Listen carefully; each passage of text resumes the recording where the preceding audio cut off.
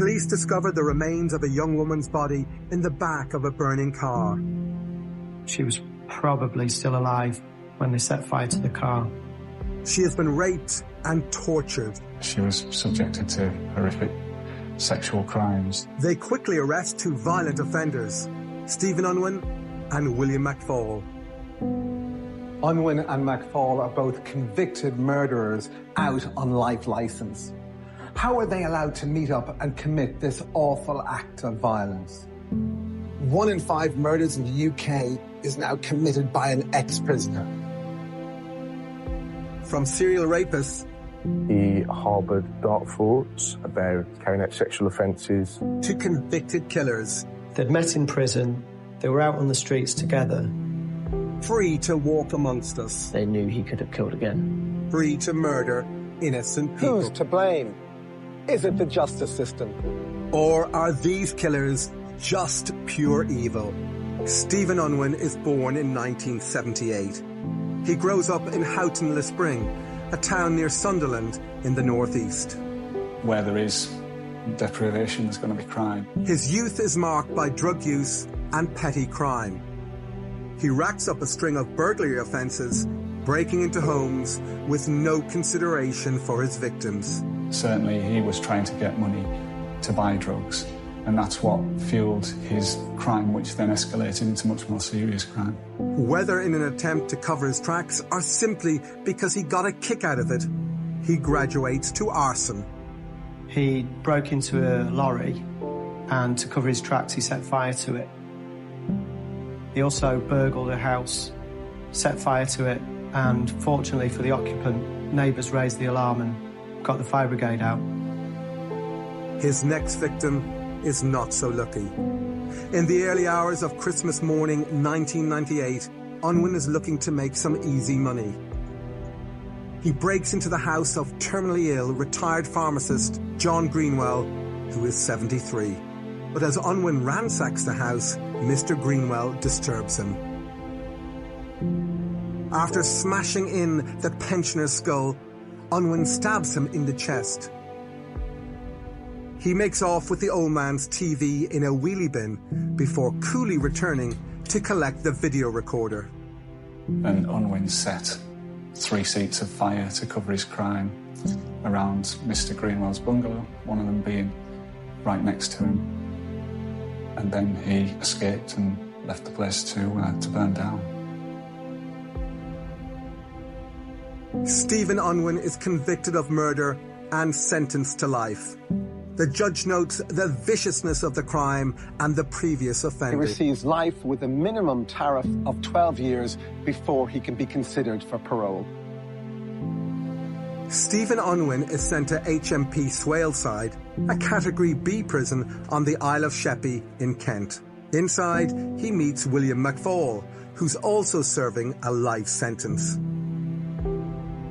Born in 1967, McFall grows up in Northern Ireland, on the outskirts of Belfast in County Antrim. McFall, just like Unwin, has a string of serious offences to his name.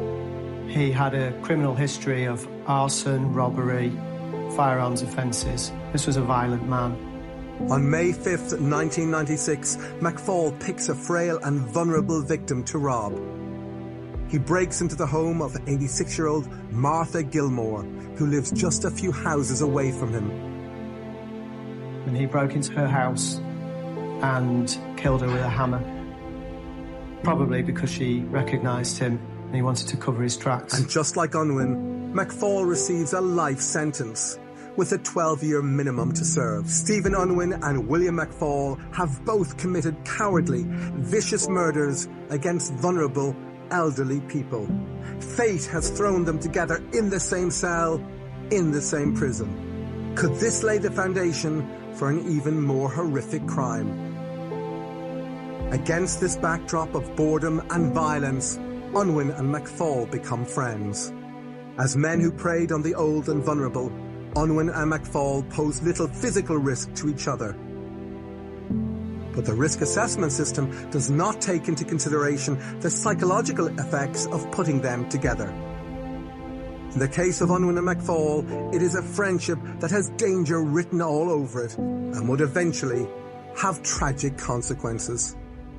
After 12 years inside, the two murderers and firm friends become eligible for parole. Unwin and McFall both appear to cooperate with rehabilitation programs and manage to persuade the parole board that they're reformed characters.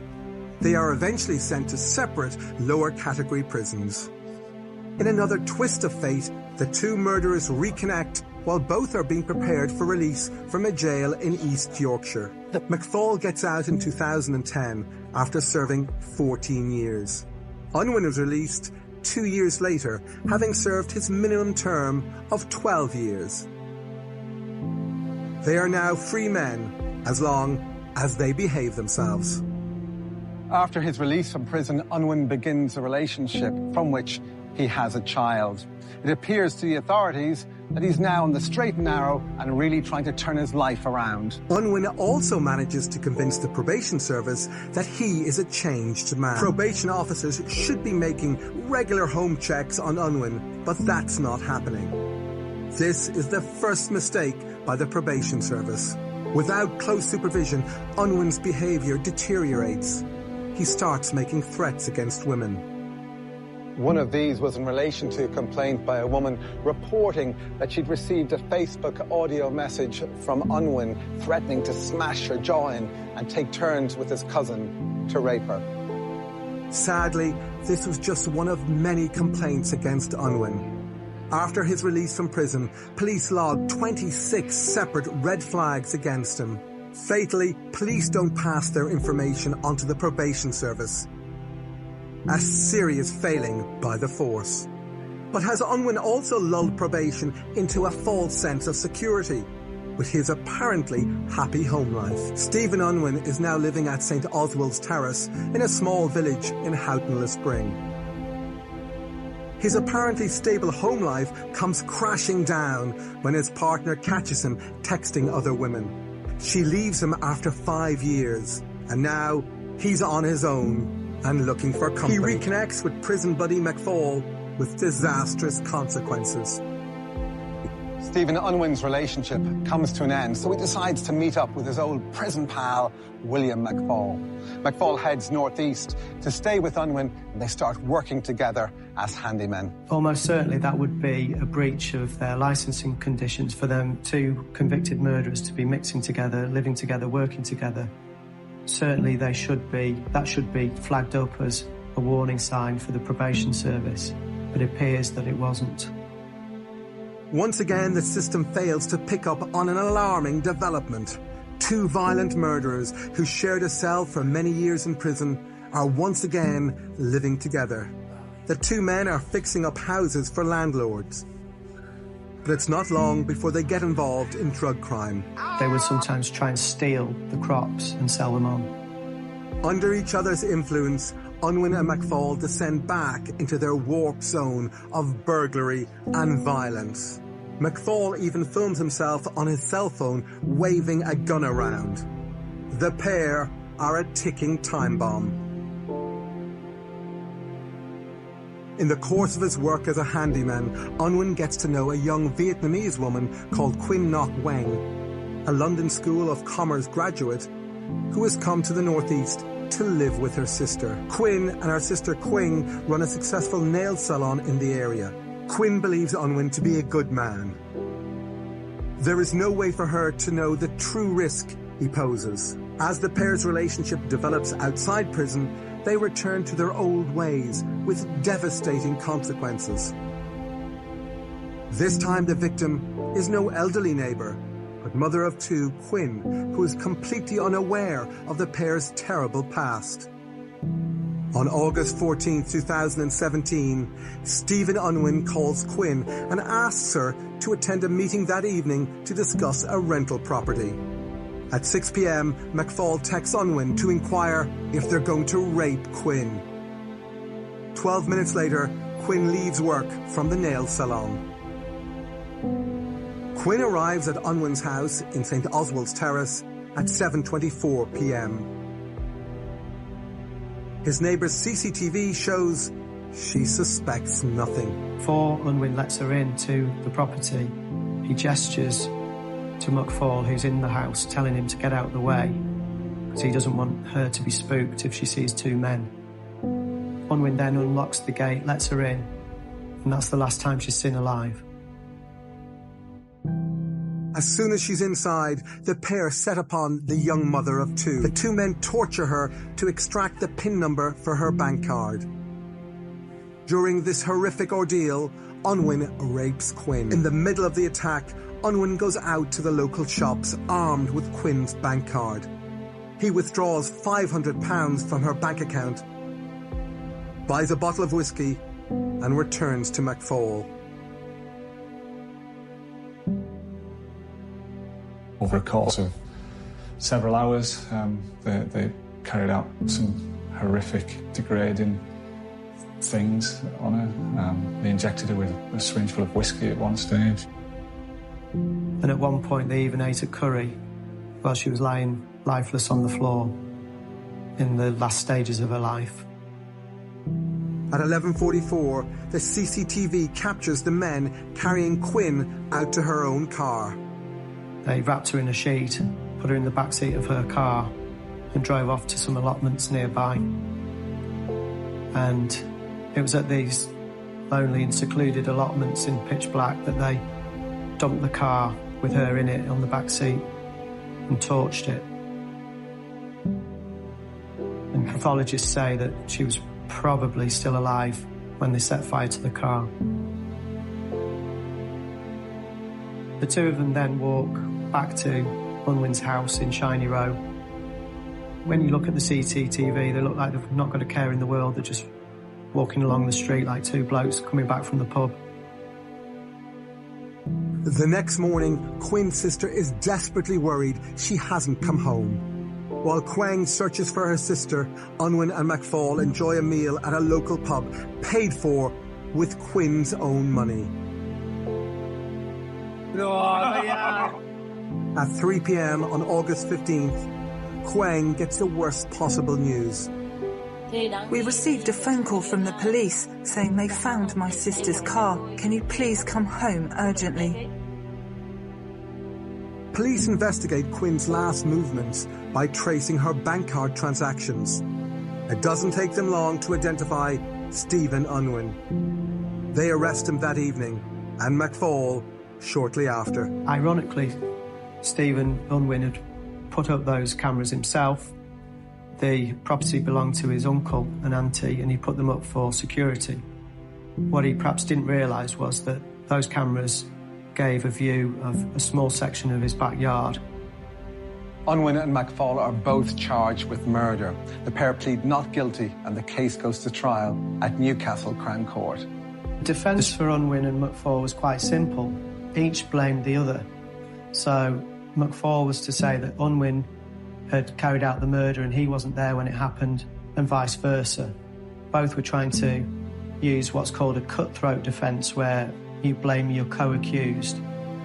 Quinn's murder is so horrific that the judge allows their previous murder convictions to be put before the jury as bad character evidence. Once the bad character evidence was before the jury, any lingering doubts they may have had would have evaporated, I'm sure. They only deliberated for 4 hours before finding both men guilty of murder. And they convicted Unwin of rape as well.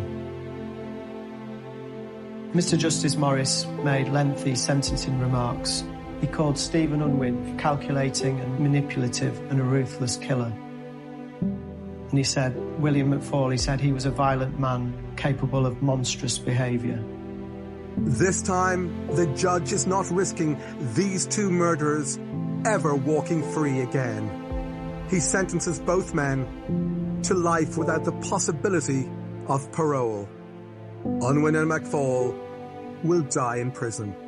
In May 2019, a coroner's inquest begins to discover why so many opportunities were lost to recall Unwin and McFall back to prison before they committed another violent murder. Of particular concern to the coroner are the 26 red flags police log against Unwin. One in particular stands out. Unwin's threat over social media to rape and beat a woman. The victim contacted the police to say that this threat had been made. A police officer attended. She didn't want to pursue the case, but she did tell him that he was a murderer on life licence. So this went on a police log that he'd threatened to rape someone. But it wasn't flagged up to the probation service, so they didn't get to know about it, but it was on the police log. And then, within 6 weeks, he'd carried out the rape and murder of Nguyen. The coroner uncovers a shocking lack of communication between the police and the probation service. There had been a system of flags and markers where every incident of that type would be flagged up to the probation service. Now that began in 2013, but by 2015 it had been scrapped because it provided too much. The workload that it created for the police officers involved was swamping them. The coroner concludes, life licence is based on trust, and having heard evidence, it is clear to me that both Unwin and McFall broke that trust consistently and were emboldened in all of their unlawful activities by what they must have perceived as the failures on the part of the authorities to expose their deceit. When two convicted killers released on life licence meet up, how surprised should we be when they plot and perpetrate another murder? The police and probation should have kept them apart and ensured that they adhered to the conditions of the release. If that had happened, one life could have been saved.